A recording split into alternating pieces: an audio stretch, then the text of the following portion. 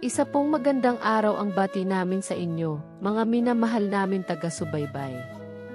At loobin po ng Diyos na nasa mabuti at masaya kayong kalagayan, saan man po kayong dako naroroon. Sa punto pong ito, marahil ay nagtataka kayo.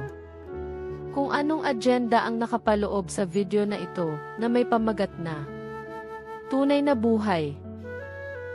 Sa pag-iisip po naming magkakasama, ay napagpasyahan namin bumuo ng mga topic episode na pwedeng magbigay inspiration at kapulutan ng aral sa mga taga-subaybay namin.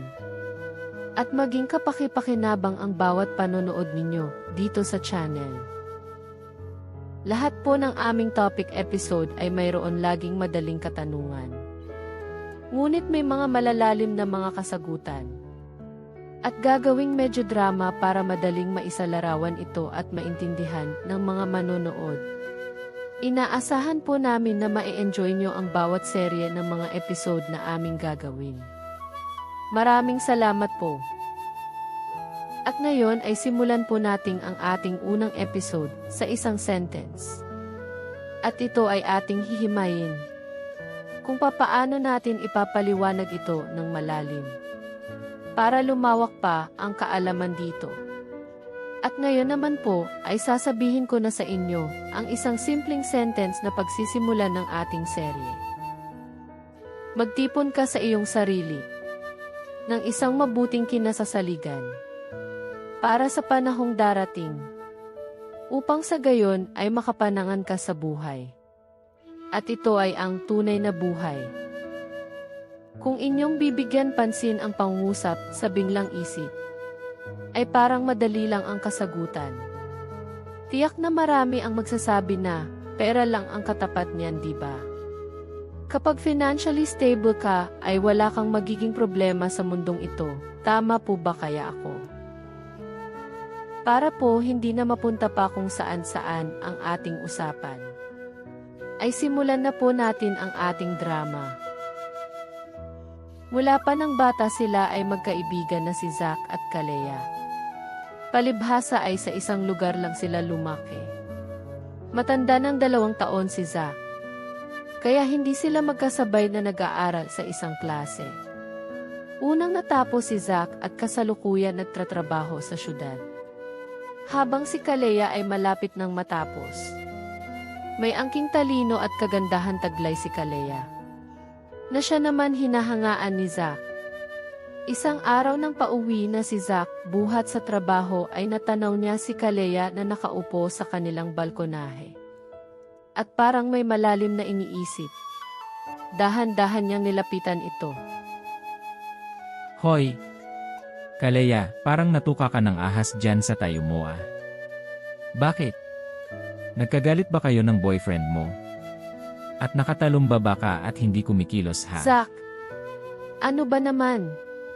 Ginulat mo ako ah. Alam mo kung may tabak lang ako sa tabi ko, ay tinaga na sana kita eh. Para ka namang timang dyan ano. May iniisip lang ako na hindi mo kayang maintindihan. Pero hindi ito tungkol sa kurso ko. Baka kasi ma-out of place ka eh. Alam mo na, medyo mataas lang kasi ang IQ ko eh. Wow naman!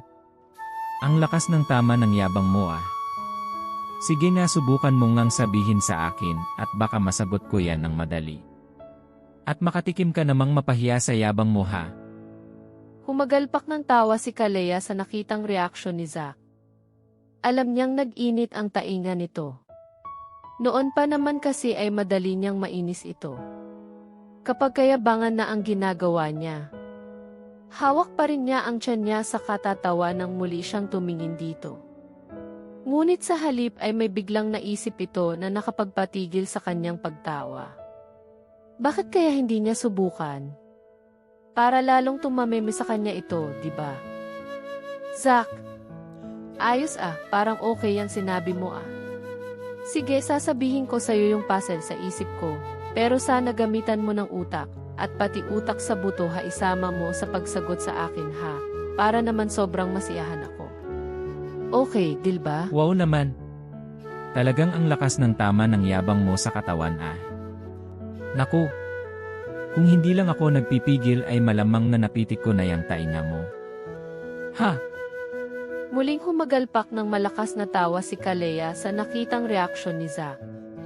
At akmang lalapitan na siya ng lalaki, ay biglang na lang niyang itinaas ang dalawa niyang kamay.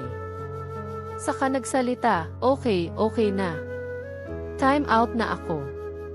Sige, sisimulan ko ang pagsasabi ha. Ganito yun kasi.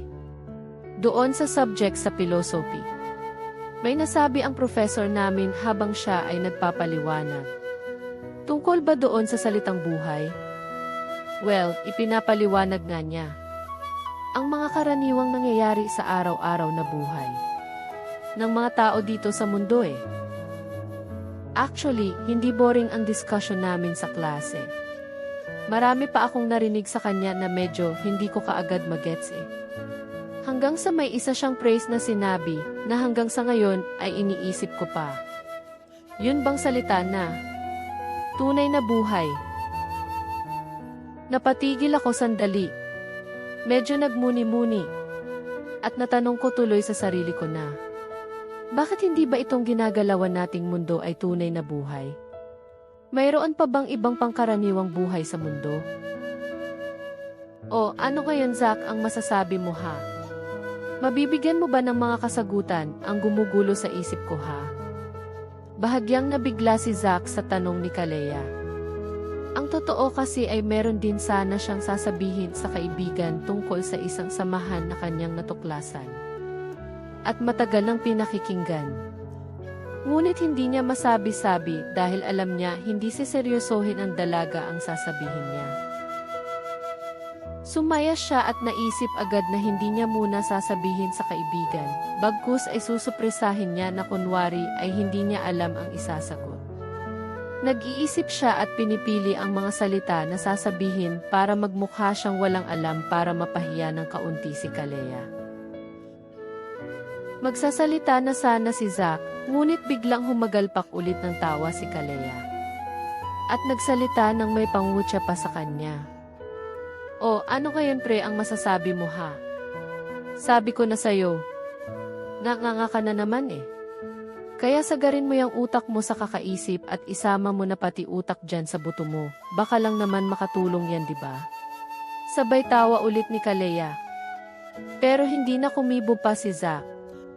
May saya siya sa kalooban at makikita niya balang araw ang pagguho ng kayabangan nito. Kalmado siya nang nagsalita ulit kay Kalea. Ganoon ba? Tinatanong mo ngayon sa akin kung ano ang masasabi ko tungkol sa tunay na buhay, di ba? Well, ganito lang yun. Kung mayroon tunay na buhay. Oh. Di mayroon ding hindi tunay na buhay. Naku naman no. Ay, pinag-iisipan pa ba yan? Zack naman namimiloso po ka na. Hindi yan ang ibig kong sabihin. Ang ibig ko ay ipaliwanag mo ng malalim. Para naman gumana ang utak mo at medyo humanga naman ako sa'yo kahit nasa kaunting paraang ito, o diba? Oh, yun pala ang gusto mo. Ang ipaliwanag ko kung ano ang intindi ko sa tunay na buhay, diba? Okay, pero meron pa akong gustong malaman sa'yo. Bago ko sabihin ang alam ko ha. Ganito. Gusto ko munang malaman ang lahat na perspektibo mo. Nang sa gayon naman ay alam ko kung saan ako tutungo. Ano sa palagay mo? Okay ba yun ha? Okay, ganito. Sa pagkakaintindi ko, tungkol sa buhay, ay mga living things yun diba? Katulad ng halaman, hayop at tao, at ang mga ito ay gumagalaw kapag buhay. Ngayon kapag hindi na gumagalaw ay patay na at naglalaho. At yun ay nawalan na ng buhay. Yes, nakuha ko na ang ibig mong sabihin. Limitado pala ang alam mo tungkol sa buhay eh. Parang hindi mo yata nagamit yung talino mo eh. Papaano na lang kung ang tao ay comatose, di ba hindi yun gumagalaw? Ang tawag pa nga ay clinically dead. Oh, pero buhay pa yun di ba? Saglit na natigilan si Kalea at nag-isip-isip sa sinabi ni Zack. Pakiramdam niya ay na-corner siya ng lalaki. At nagpatuloy pa sa pagsasalita si Zack. Alam mo ba Kalea, na kapag dinagdagan mo ng salitang tunay ang buhay, Nagiging napakalawak ng ibig sabihin yan. Papaano ba nabubuhay ang laman sa palagay mo? Hindi ba sinasamahan ng espiritu? Lahat ba ng may buhay ay may laman? Di ba ang Diyos ay espiritu at buhay, pero walang laman?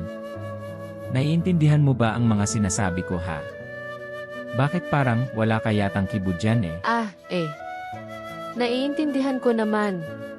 Medyo parang bago sa pandinig ko kasi ang mga sinasabi mo eh. Ganoon ba? Papaano mo maiintindihan ang mga sinasabi ko kung bago lang sa pandinig mo ito? Parang may mali yata doon ah. Anyway, ganito yon. Punta muna tayo sa usapin ng tao. Di ba nagnilalang ng Panginoong Diyos ang tao sa alabok ng lupa, at hiningahan ang kanyang mga butas ng ilong ng hininga ng buhay, at ang tao ay naging kaluluwang buhay? O, ngayon di ba kaya ang tao ay nabuhay kasi binigyan siya ng hininga ng buhay ng Diyos, di ba? At yun hininga ng Diyos ay yun ang nagsilbing kaluluwa at espiritu niya. Okay, ganun pala. Sige, nagigets ko na ang mga puntos mo. At medyo nagiging interesado ako dyan ah. Okay, ngayon naman ay makinig ka dito sa susunod kong ipupuntos ha. Paganahin mo ng todo yung utak mo na sabi mo ay matalino, di ba? Sabay hagalpak ng tawa si Zack na ikinainit naman ang tainga ni Kalea. Akmang sasapukin na niya ang lalaki ay nahawakan naman niya agad ang kamay nito. Saka nakangiting nagsalita. Ops, teka, sandali muna.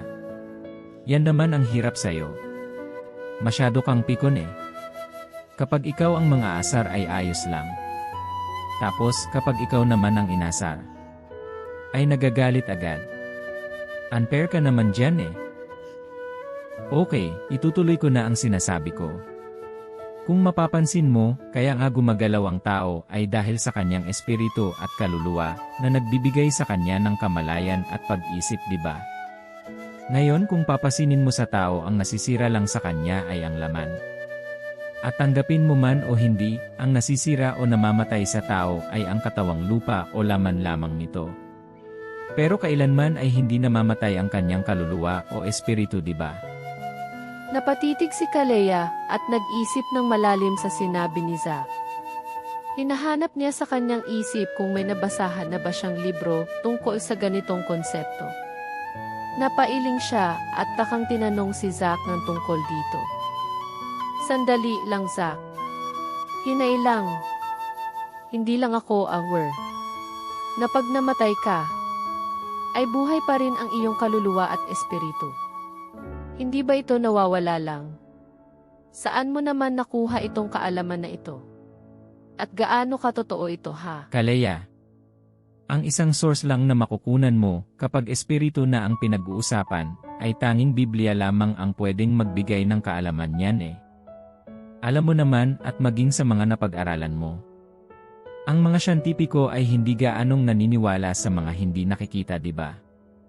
Laging ang base nila ay facts. At lagi nilang sinasabi ay truth, di ba? Pero bakit ang hangin, kahit hindi mo nakikita ay nandyan at nararamdaman mo? Ibig bang sabihin ay hindi totoo ang hangin?